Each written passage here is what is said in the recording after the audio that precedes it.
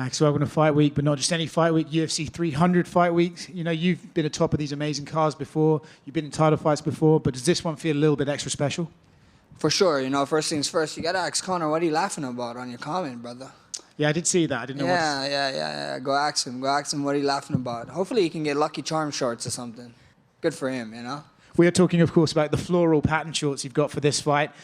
Yeah, did post it. Conor did put a laughing emoji on it, but curious how you feel about being able to rep them in the octagon. I loved it, man. I loved it. You know, it came together real quick.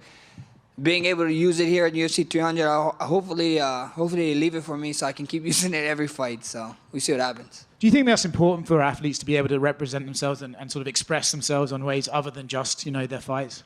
I think it's cool. Yeah, I think it's a great way. You know, put a little flavor in it. You know, I guess I understand the whole uniform look because we're trying to, you know, go after, like, you know, follow other major sporting leagues. So at the end of the day, I get it, but to have your own flavor, and finally I get mine. I mean, the people wanted it. You know what I mean? Where's Hunter? Where's Dana? Tell the numbers of the sales because I want to see. I'm pretty sure that floor shorts is popping.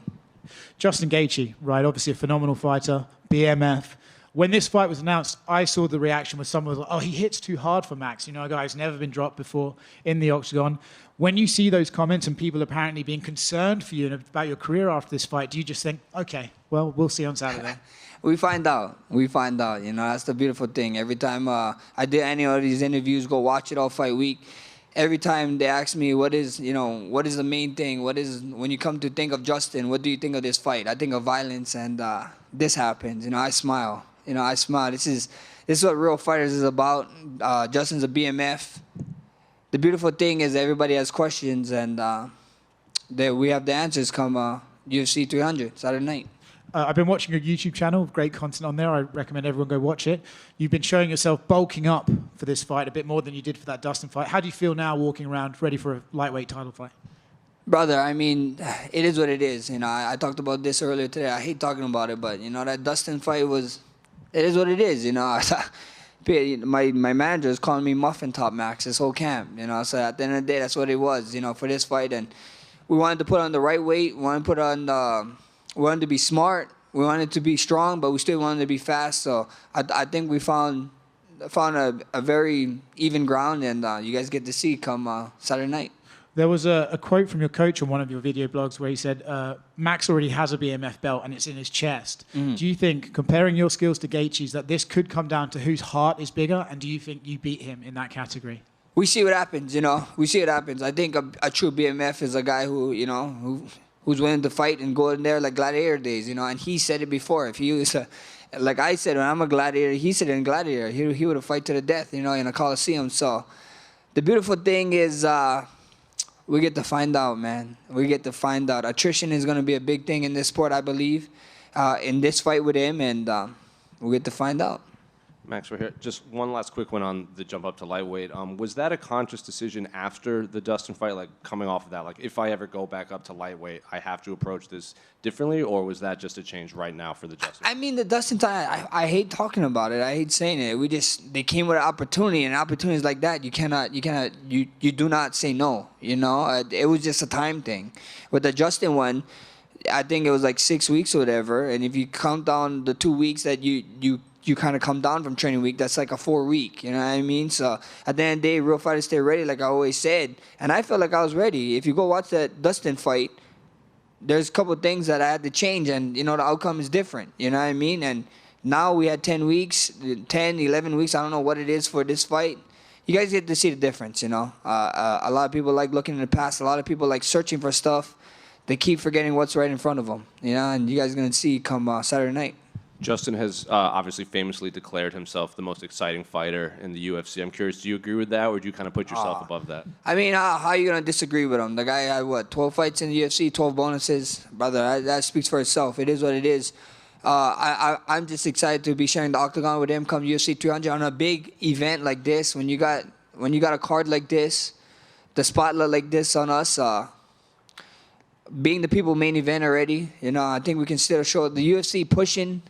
Every time I see an ad on UFC for UFC 200, it's me and Justin.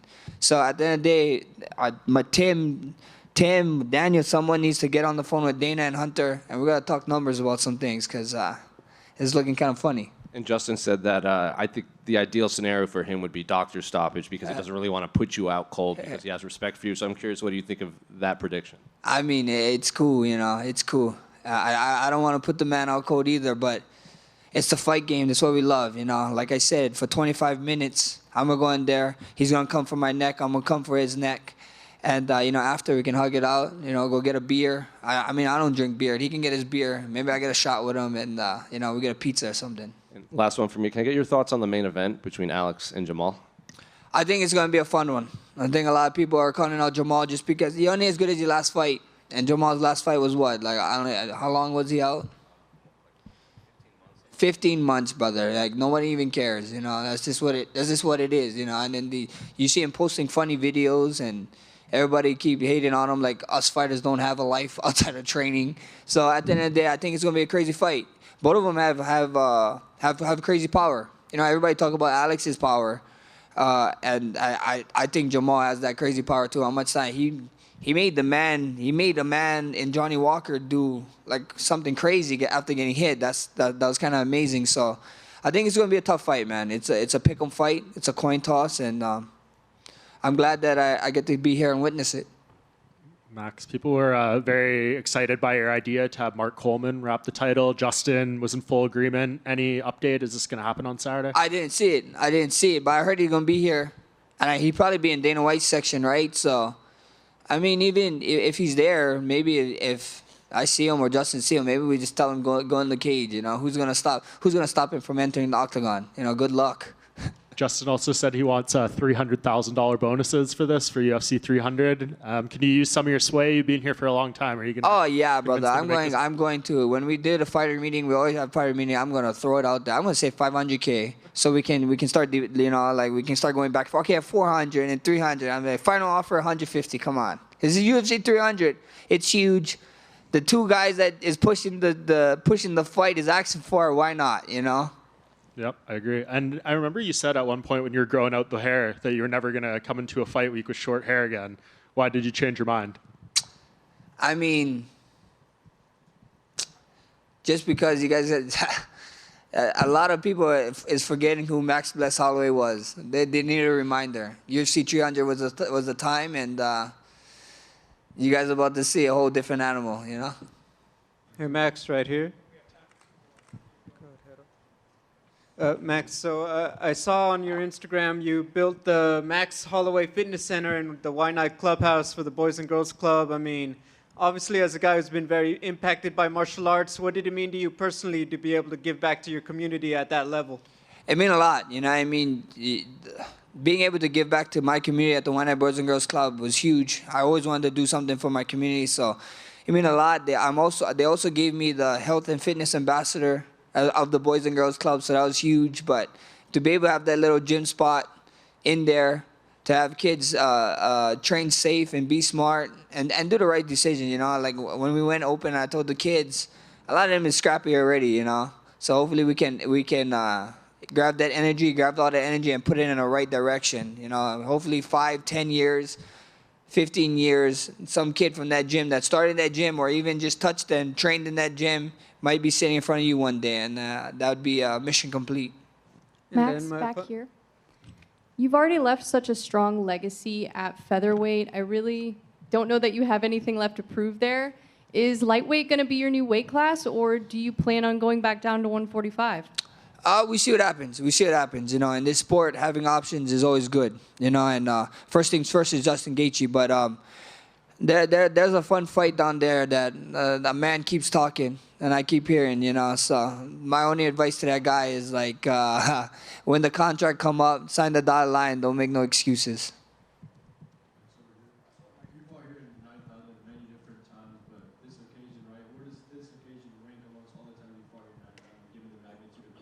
Oh, this is huge, bro. This is huge. This is the hugest. This is UFC 300. What more can I ask for? Like I said, every time we fight in Hawaii, you guys, every time we fight in Las Vegas, the 9th Island, you guys see all the Hawaiian flags. You know what I mean? And being UFC 300, being this big, being on a card like this, being on a history card, it's It's going to be huge. You guys are going to see a Hawaiian flag swarm that damn arena like always, and I'm just blessed to be a part of this. Max.